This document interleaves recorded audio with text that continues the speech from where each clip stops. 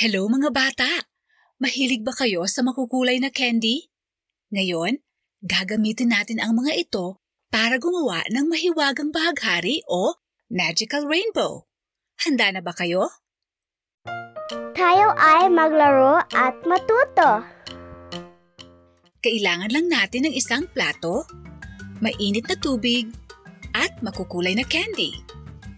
Gagamitin natin itong masasarap na M&M's. Umpisahan na natin. Ilalagay nating pabilog ang mga candy sa paligid ng plato.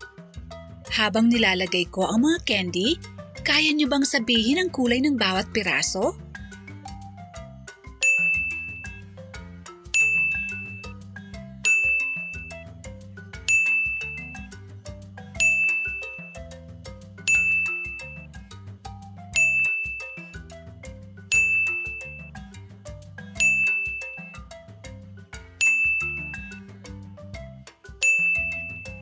Ayan, nalagay na natin. Ngayon, sabay nating sabihin lahat ng kulay pero sa Tagalog.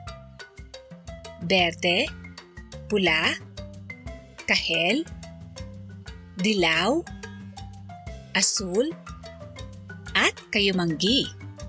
Ngayon, sa English naman. Green, red, orange, yellow, blue, and brown. Sobrang makulay ang plato natin. Ang ganda, diba?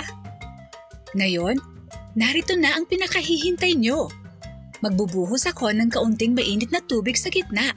Tingnan niyong mabuti.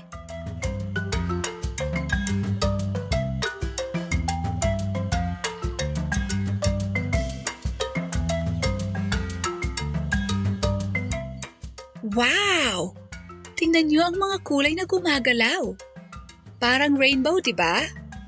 Alam niyo ba kung bakit gumagalaw ang mga kulay? Natutunaw ang kulay ng candy sa tubig at kumakalat siya. Kaya parang may rainbow party sa plato. Nag-enjoy ba kayo sa experiment na to? Salamat sa pagsama sa akin para mag-explore ng mga kulay ngayon. Pwede niyo rin itong subukan sa bahay kasama si Mommy o Daddy. Kita-kits mga bata! Paalam! Salamat sa panonood. Huwag kalimutan mag-like and subscribe. Bye-bye!